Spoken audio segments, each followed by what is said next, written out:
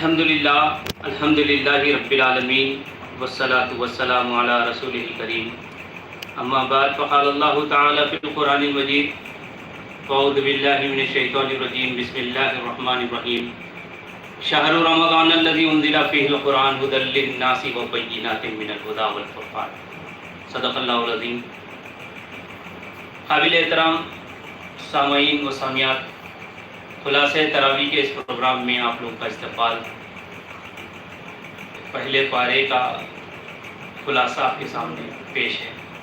قرآن مجید کے خلاصے کو سمجھنے سے پہلے قرآن مجید کے نزول کے مدعے کو سمجھنا وہ ضروری ہے۔ قرآن مجید انسانیت کے رشد و ہدایت کے لیے اللہ کی طرف سے نازل کردہ ہدایت کا آخری ایڈیشن ہے۔ یوں تو اس سے پہلے صحیفے اور کتابیں مختلف انبیاء و رسول پر نازل ہوتے رہے ہیں۔ حضرت محمد صلی اللہ علیہ وسلم پر قرآن مجید جو نازل کیا گیا وہ محفوظ، عند اللہ مقبول اور مستند ہدایت نامہ ہے۔ قرآن مجید کا مرکزی موضوع انسان ہے۔ قرآن مجید انسانوں کی رشد و ہدایت کے لیے آیا ہے۔ اس میں انسانوں کے لیے سبق ہے، عبرت ہے، نصیحت ہے۔ انسانوں کو چاہیے کہ اس میں غور و فکر کریں۔ قرآن مجید غور و فکر کی تعلیم بھی دیتا ہے۔ سب سے پہلے پارے کے اندر ہم سورہ فاتحہ اور سورہ بقرہ کے متعلق کچھ باتیں جاننے کی کوشش کریں۔ قرآن مجید کی تفسیر تفہیم القرآن سید ابو العلا مودودی رحمۃ اللہ علیہ نے لکھی ہے۔ وہ معرفت الآراء تفسیر سے پہلے انہوں نے مقدمہ تفہیم القرآن لکھا ہے۔ اس میں انہوں نے قرآن کے مدعے کو اور قرآن کے نازل ہونے کے مقصد کو واضح انداز میں پیش کیا گیا۔ ہم جانتے ہیں کہ قرآن مجید کے قاری کو ابتدا میں مایوسی ہوتی ہے، اس لیے کہ وہ یہ سمجھتا ہے دیگر کتابوں کی طرح یہ کتاب ہے، ایک مضمون ہوگا اور وہ مضمون کے تحت ساری باتیں بیان کی جائیں گی۔ تو ہم کو قرآن مجید جب مطالعہ کرتے ہیں تو ایک چیز ذہن میں رکھنا چاہیے کہ یہ ایک مرتب کتاب نہیں ہے، بلکہ منزل من اللہ کتاب ہے۔ یہ خطبوں کا مجموعہ ہے، نصیحت کا سامان ہے۔ جس وقت جو نصیحت کی ضرورت تھی ویسے آیات نبی اکرم صلی اللہ علیہ وسلم پر نازل ہوتی رہی۔ ساری کائنات کا تنہا خالق، مالک، حاکم، پروردگار اللہ ہے، اور اس نے اپنی مخلوقات کو پیدا کیا اور اشرف المخلوقات انسانوں کو پیدا کیا۔ انسانوں کی خدمت کے لیے تمام مخلوقات کو متعین کر دیا۔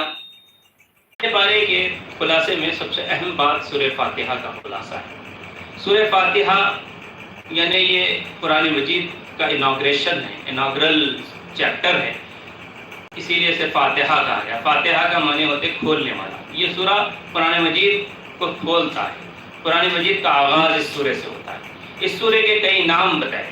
قرآن مجید خود اس کی تعریف سبعا من المثانی سے کرتا ہے کہ وہ 7 آیتیں جو بار بار پڑھی جاتی ہے، ریپیٹ کی جاتی ہے۔ ادا کرے گا تو کم سے کم 17 مرتبہ سورہ فاتحہ پڑھے گا، اور اگر وہ سنتوں و نوافل کا بھی اہتمام کرے گا تو دن میں کم از کم 48 مرتبہ سورہ فاتحہ کا ورد کرے گا، اس کا اعادہ کرے گا۔ سورہ فاتحہ کو سبعا من المثانی کہا جائے، ایسی وہ 7 آیات جو بار بار پڑھی جاتی ہیں۔ ترمذی کی حدیث کے مطابق نبی اکرم صلی اللہ علیہ وسلم نے فرمایا کہ کوئی کتاب ایسی نازل نہیں ہوئی اللہ کی طرف سے جس کے اندر یہ 7 آیتیں موجود نہ تھیں۔ معلوم یہ ہوا کہ تورات، انجیل اور زبور میں بھی یہ 7 آیتیں موجود تھیں جو سورہ فاتحہ کی صورت میں قرآن مجید میں موجود ہے۔ سورہ فاتحہ کو سورہ دعا کہا گیا ہے، گویا کہ یہ بندہ دعا مانگتا ہے اپنے پروردگار سے، خالق کائنات سے، رب العالمین سے، اس سورہ میں، اسی لیے سورہ دعا کہا گیا۔ اس سورت کو سورہ شفا بھی کہا گیا۔ اس سورت کے کئی نام بتائے گئے، اور 500 مختلف مفسرین نے اس کی تفسیر کی ہے۔ بہت سارے مفسرین تو سورہ فاتحہ ہی کی تفسیر کر سکے ہیں، بعض مفسرین نے تو لمبی تفصیل سے تفسیر کی۔ ایک مفسر نے 500 صفحات پر مشتمل سورہ فاتحہ کی تفسیر کی۔ تو یہ سورہ فاتحہ ایک جامع مفصل ہے، کوزے میں سمندر کو سمو دیا گیا ہے، ایک ایسی صورت ہے، ایسے 7 آیات ہیں۔ یہ 7 آیات میں پہلے 3 آیتوں میں بندہ اللہ کی حمد و توصیف بیان کرتا ہے، حمد و ستائش کرتا ہے، اس کی بڑائی بیان کرتا ہے۔ پھر چوتھی جو آیت ہے وہ بندہ اور رب کے رشتے کو بتاتی ہے، بندے اور رب کے درمیان جو رشتہ ہے اس کو بتاتی ہے۔ ایاک نعبد و ایاک نستعین، ایک طرف تو وہ کہہ رہا ہے کہ میں تجھی سے تیری عبادت کرتا ہوں، اور پھر کہہ رہا ہے تجھی سے مدد مانگتا ہوں۔ تو یہ بندے اور خالق کے درمیان مشترک ہے۔ پھر 5ویں، 6ٹھی، 7ویں آیت وہ بندے کی دعا ہے، اس میں وہ سیدھے راستے کی دعا مانگتا ہے، ہدایت کی دعا مانگتا ہے، ہدایت کے راستے پہ چلانے کی دعا مانگتا ہے، اور ان لوگوں کا راستہ جن پر چل کر لوگ انعام حاصل کیے، کامیاب ہوئے، ان لوگوں کا راستہ نہیں جس راستے پر چل کر ناکام و نامراد ہوئے، یا تو ماتو ہوئے یا تو پھر گمراہ ہوئے، ان لوگوں کے راستے سے بچنے کی دعا مانگی۔ سورہ فاتحہ کے بعد پہلے پارے کے اندر سورہ بقرہ، جو بڑی سورت ہے قرآن مجید کی۔ بقرہ کے معنی گائے کے، چونکہ سورہ بقرہ میں ایک جگہ گائے کے واقعے کا ذکر کیا گیا ہے، اسی لیے اس سورت کا نام سورہ بقرہ پڑ گیا۔ اور اس سورت کے اندر اللہ رب العالمین نے جو ہمارے لیے ہدایت کا سامان رکھا ہے، جو پیغام رکھا ہے، پیغام ربانی جو اس کے اندر ہے، وہ ہم جاننے کی کوشش کریں۔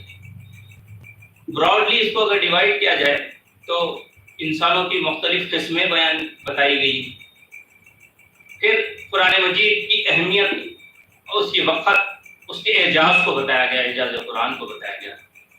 قصے تخلیق آدم، وہ شیطان بتایا گیا کہ آدم کو کیسے پیدا کیا گیا، اور پھر شیطان کا آدم کو سجدہ نہ کرنا، اور وہ پورا واقعہ تفصیل سے بتایا گیا۔ پھر احوال بنی اسرائیل بیان کیے گئے ہیں اس صورت میں۔ پھر قصے ابراہیم و اسماعیل علیہ السلام بیان کیا گیا ہے کہ دونوں نے اللہ رب العالمین کے ہدایت کے وہ گھر کو، وہ مرکز کو، وہ معبد کو، جسے خانہ کعبہ کہتے ہیں، کعبۃ اللہ کی تعمیر میں دونوں نے جو حصہ لیا تھا، اور جو دعائیں وہ مانگا کرتے تھے، مانگتے تھے، ان کا پورا تفصیل سے سورہ بقرہ میں اللہ رب العالمین نے پہلے پارے کے اندر وضاحت کی ہے، اس کو تفصیل سے بیان کیا۔ تو چلیے ہم دیکھتے ہیں کہ انسانوں کی قسمیں کیا کیا بیان کی گئی۔ سب سے پہلے سورہ بقرہ کا آغاز ہوتا ہے تو قرآن مجید کی تعریف کی جاتی ہے، کہا جاتا ہے الف لام میم ذالک الکتاب لا ریب، جن کے معنی کسی کو نہیں معلوم ہے، لیکن جن کے معنی نہیں معلوم ہونے کی وجہ سے ہدایت کے اندر کوئی کمی واقع نہیں ہوتی۔ الف لام میم جیسے الفاظ، حروف مقطعات کا استعمال عرب کے درمیان بھی تھا، قریش کے درمیان بھی تھا، اسی لیے انہوں نے کبھی اس بات پر اعتراض نہیں کیا کہ کیا حروف ہے جو آپ چند آیتوں کے بعد کسی صورت کے آغاز میں یا کہیں درمیان میں استعمال کرتے ہیں، تو کبھی انہوں نے اعتراض نہیں کیا۔ یہ حروف مقطعات سے یہ شروع ہو گیا اس کا سورہ بقرہ کا آغاز۔ پھر کہا گیا کہ قرآن ایک ایسی کتاب ہے جس میں کوئی ریب نہیں، دنیا کی کوئی ایسی کتاب نہیں ہے جس میں یہ کہا گیا ہو پریفیس میں کہ اس کے اندر کوئی ایرر نہیں ہے، کوئی غلطی نہیں ہے، بلکہ ہر آتھر اور مصنف یہ لکھتا ہے کہ یہ کتاب میں اگر کچھ خامی نظر آئے آپ کو تو نشاندہی کرے، اگلے ایڈیشن میں اس کو درست کر لیا جائے گا۔ لیکن قرآن مجید وہ واحد کتاب ہے، کلام الہی ہے، کتاب اللہ ہے، جس میں اللہ رب العالمین یہ دعویٰ کر رہا ہے، چیلنج کر رہا ہے کہ یہ کتاب ہے جس کے اندر کوئی شک و شبہ کی کوئی گنجائش نہیں ہے، کوئی غلطی نہیں ہے، اس میں کوئی ٹیڑھ نہیں ہے، کوئی ریب نہیں ہے۔ پھر اللہ تعالیٰ نے مومنوں کے اوصاف کو بیان کیا۔ پہلی قسم جو انسانوں کی بتائی گئی وہ مومنین ہے، دوسری جو قسم بتائی گئی ہے سورہ بقرہ میں وہ منافقین، تیسری قسم کافرین۔ یہ تینوں قسموں کے انسانوں کو اللہ رب العالمین ان کی خصلتوں کو، ان کی عادتوں کو، ان کی خصوصیات کو تفصیل سے بتایا۔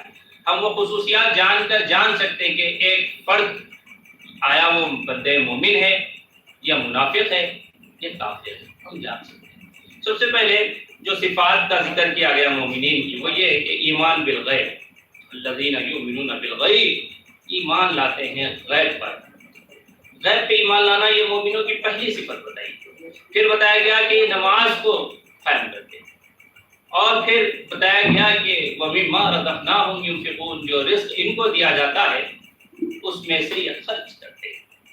اور پھر بتایا گیا کہ یہ کتابوں پر ایمان لاتے ہیں، ایمان بالکل صرف قرآن مجید پر ہی نہیں بلکہ قرآن مجید سے پہلے نازل ہونے والی کتابوں پر بھی ایمان لاتے ہیں۔ اس بات پر ایمان لاتے ہیں کہ وہ اللہ کی طرف سے نازل ہوئی تھی اور اللہ کی کسی برگزیدہ نبی کے اوپر نازل ہوئی تھی، اور پھر وہ بالآخر قرآن مجید پر ایمان لاتے ہیں۔ لیکن پچھلی ساری کتابیں، صحیفے اور احکامات منسوخ ہو گئے، صرف قرآن مجید کے احکامات قابل عمل ہیں اور رہتی دنیا تک اور بلکہ قیامت تک یہی کتاب مستند، عند اللہ مقبول اور اللہ رب العالمین کی طرف سے محفوظ بھی ہے۔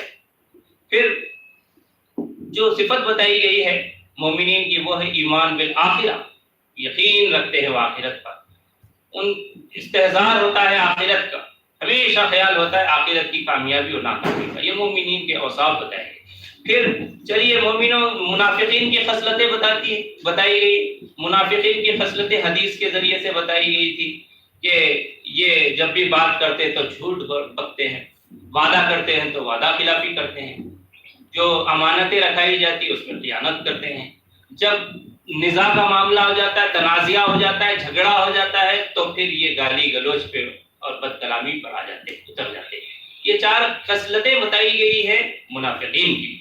پھر اب ہم دیکھتے ہیں کہ قرآن مجید میں سورہ بقرہ میں جو منافقین کی خصلتیں بیان کی گئی ہیں ان کو اگر اختصار سے میں بیان کروں تو جھوٹ، دھوکہ، عدم شعور، قلبی بیماریاں، اعتقادی اور عملی 2 قسم کی برائیاں، احکام الہی کا مذاق اڑانا، فتنہ و فساد برپا کرنا، جہالت کا مظاہرہ کرنا، ضلالت اور گمراہی، اور پھر تذبذب اور شک و شبہ۔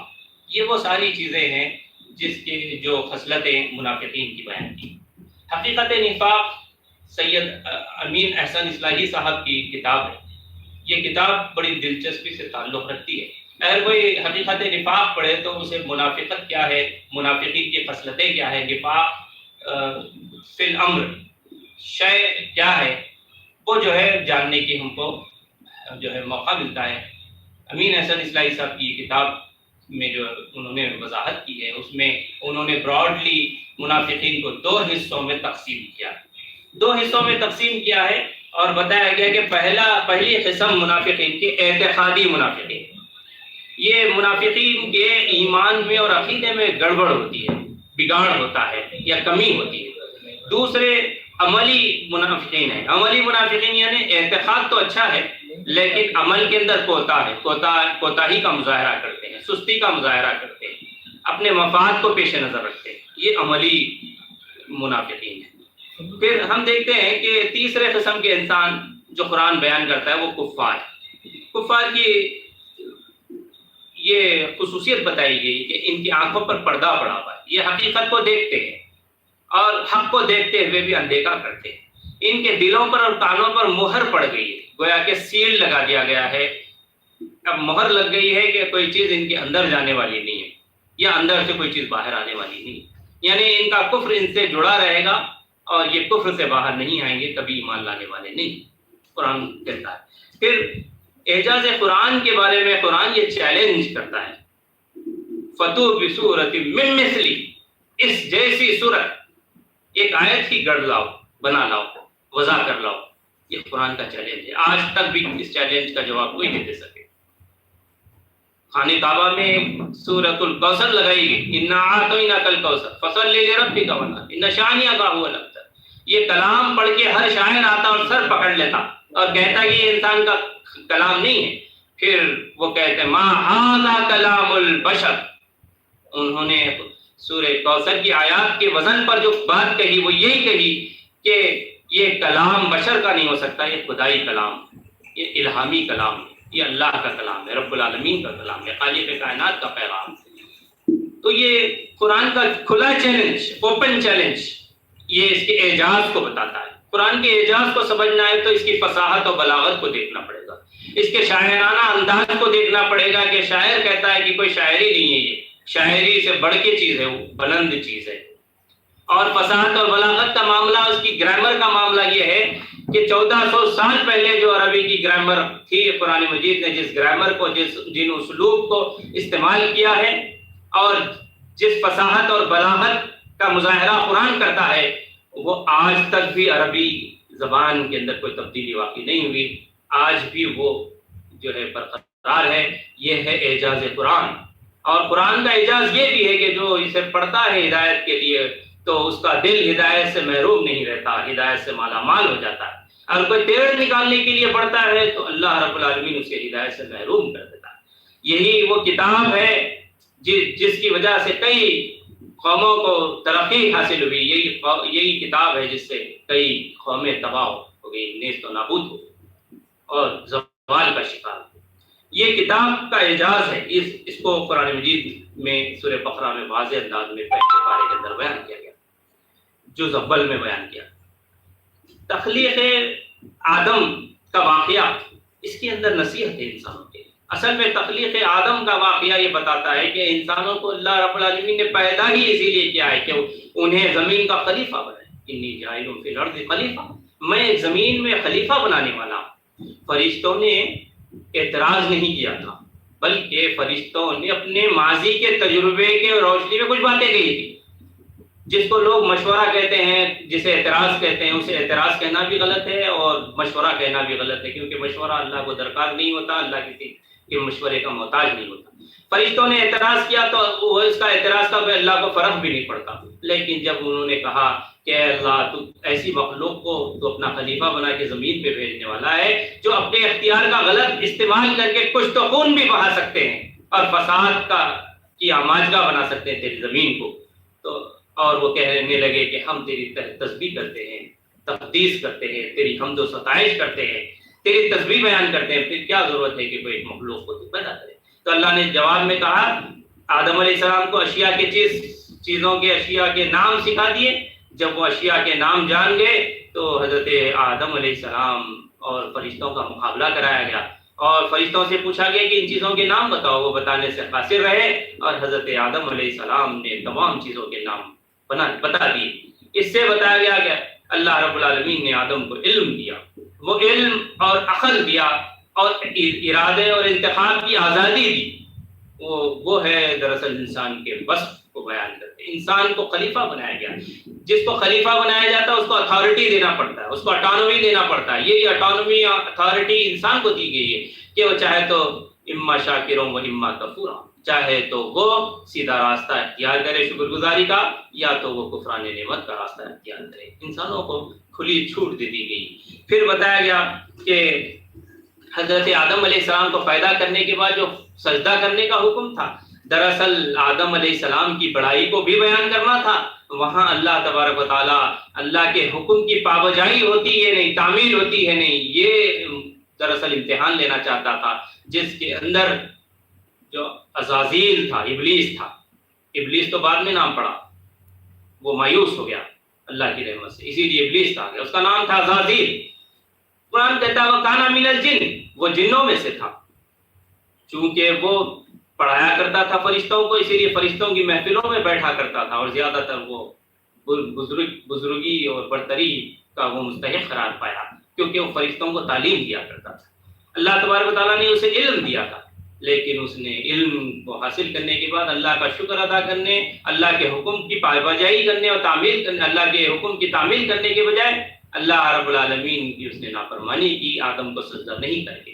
تو پھر آدم اور حوا کو ایک مقررہ وقت تک جنت میں رکھا گیا۔ پھر سورہ اعراف میں تفصیل بتائی گئی کہ حضرت آدم اور حوا کو دونوں کو ایک ساتھ شیطان بھٹکایا، ایک ساتھ بھٹکایا، اور دونوں اس کے بہکاوے میں آ گئے۔ جب بہکاوے میں آئے اور شجر ممنوعہ کے قریب چلے گئے، وہ پھل جس سے منع کیا گیا تھا وہ پھل کھا لیے، تو اللہ تعالیٰ نے انہیں زمین پہ اترنے کا حکم دے دیا، کہا کہ تم دونوں، انسانوں اور شیطانوں، تم دونوں زمین پہ ایک وقت مقررہ تک رہو گے۔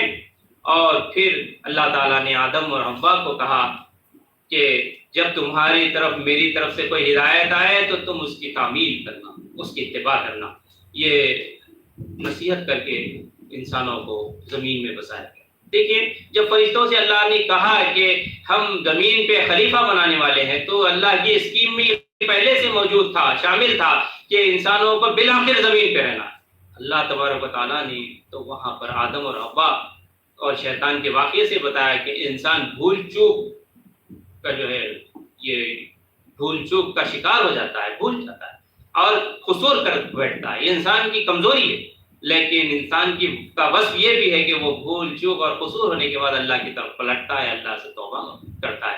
اور اسی طرح سے آدم اور حوا علیہ السلام نے اللہ سے گڑ گڑا کے دعائیں مانگی، ربنا ظلمنا انفسنا وان لم تغفر لنا وترحمنا لنكونن من الخاسرین. ان دونوں نے دعا کی ہے ہمارے رب ہم سے قصور ہو گیا، ہم نے اپنے ظلم کیا، اپنے نفس پر ظلم کیا، اور اگر تو معاف نہ کرے، ہم پر رحم نہ کرے تو ہم خسارہ اٹھانے والوں میں سے ہو جائیں گے. تو اللہ تبارک و تعالیٰ نے بعد میں ان کی دعا تو قبول کی، ان کی توبہ قبول کی. لیکن شیطان غلطی کرنے کے بعد اس پہ اکڑتا رہا اور کہا کہ وَخَلَقْتَهُ مِن طِينٍ، کہ آدم کو تو نے مٹی سے بنایا، وَخَلَقْتَنِي مِن نار، مجھے آگ سے بنایا گیا.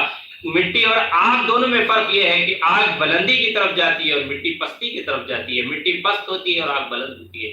لہذا میں کیسے ایک بلندی کا جو ہے شعار رکھتے ہوئے کیسے میں پستی کی طرف جانے والی مٹی سے بنے ہوئے آدم کے سامنے میں سجدہ کر سکتا ہوں. اس نے اترایا، اکڑ کیا، گھمنڈ کیا. یہاں اللہ تعالیٰ نے نصیحت کے طور پہ کہا کہ انسان کا بس یہ ہوتا ہے کہ اگر غلطی قصور ہو جائے تو جب شیطان نے بہکایا تو فاستعذ باللہ، اللہ کی پناہ میں آ جاتے ہیں. شیطان مردود سے اللہ کی پناہ اختیار کرتے ہیں. لیکن شیطان اتراتا ہے، گھمنڈ کرتا ہے، اپنی بڑائی کا اعتراف کرتا ہے. ہم کو اس سے بچنا چاہیے، یہ سبق ملتا ہے. پھر بنی اسرائیل کا تذکرہ پہلے پارے میں ہوتا ہے کہ یاد کرو بنی اسرائیل وہ نعمتیں جو ہم نے تمہیں عطا کی تھی، تمہیں عالموں پر فوقیت دی تھی، فضیلت دی تھی، تمہیں بڑا ممتاز مقام عطا کیا تھا، سارے اقوام کا پیشوا تمہیں بنایا گیا تھا، تم اللہ کے محبوب تھے، اللہ کے پسندیدہ بندے تھے، پسندیدہ قوم تھی. پھر تم نے اللہ کی نعمتوں کا سے کفران نعمت کیا، اس کو جھٹلایا، اللہ کا شکر ادا نہیں کیا، اللہ کی تعلیمات کو پس پش ڈال دیا. سورہ بقرہ میں پہلے پارے میں اور پھر دوسرے پارے میں تفصیل سے آتا ہے. پہلے پارے میں جو ذکر ملتا ہے بنی اسرائیل کا، جو ان کے جرائم گنائے گئے قرآن مجید میں، ان کی غلطیاں بتائی گئی ہیں، ان کی ذہنی خلابازیاں بتائی گئی ہیں، وہ یہ بتائی گئی کہ ایک مقام پہ اللہ تعالیٰ کہتا ہے افتؤمنون ببعض الکتاب وتکفرون ببعض، کہ کیا بھائی تم کتاب کی کچھ باتوں پر تو ایمان لاتے ہو، کچھ باتوں کا انکار کرتے ہو. اور پھر وہ کہا گیا ولا تلبسوا الحق بالباطل، حق اور باطل میں گڑ مڑ نہ کرو.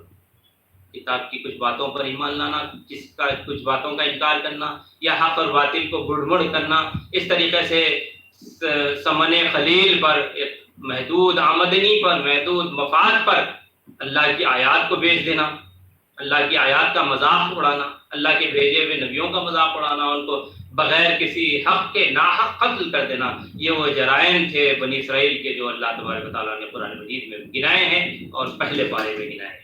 پھر ہم آگے بڑھتے ہیں تو پتہ چلتا ہے کہ حضرت ابراہیم و اسماعیل علیہ السلام کا وہ واقعہ.